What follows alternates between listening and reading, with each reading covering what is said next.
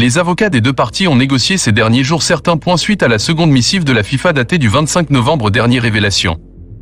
Après moult tergiversations, la direction de la JS Kabylie, à sa tête le président Yazid Yarichan, a décidé de payer la dette de l'ex-coach tunisien Yamen Zelfani et de son adjoint Fakri Beltaïef. La direction de la JS Kabylie a entamé aujourd'hui les procédures de règlement des contentieux financiers légués par l'ancienne direction, relatifs à l'ex-entraîneur Zelfani Yamen et à son adjoint Beltaïef Fakri, a annoncé jeudi soir le club kabyle dans un communiqué officiel.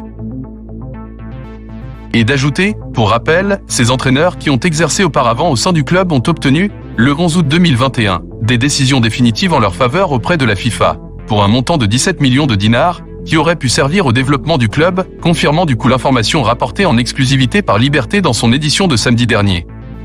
En effet, dans une correspondance datée du 25 novembre dernier, la FIFA avait informé la JSK de l'ouverture d'une procédure disciplinaire dans le cadre de l'affaire qui oppose les Canaries à l'ex-entraîneur Yamen Zelfani et à son adjoint Fakri Beltaïef pour non-exécution du verdict prononcé le 11 août dernier.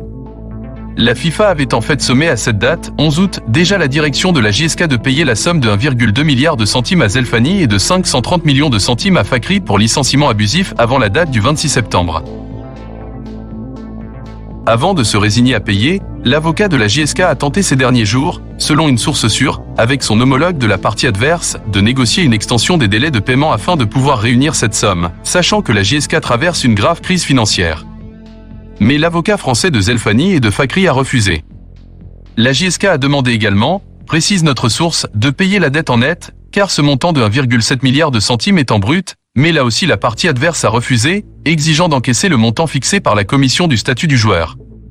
Le montant mentionné doit être versé sur un compte à Paris, indique notre source.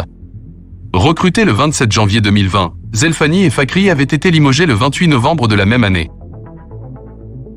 L'ex-président Cherif Mellal, qui était encore en poste le 11 août au moment du verdict de la FIFA, avait déclaré à ce moment-là qu'il avait signé un accord à l'amiable avec les deux techniciens tunisiens.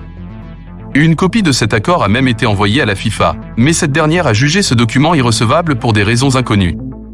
Le président actuel Yazid Yarichan, pour sa part, arrivé à la tête de la JSK le 6 septembre dernier, avait déclaré quelques jours plus tard après sa prise de fonction, dans un point de presse, que la prime de la Coupe de la CAF, 625 000 $, avait servi à payer, entre autres, Zelfani et Fakri. Finalement, il n'en est rien. Yazid Yarichan avait donc refusé de payer, avant d'abdiquer visiblement suite à la seconde missive de la FIFA du 25 novembre.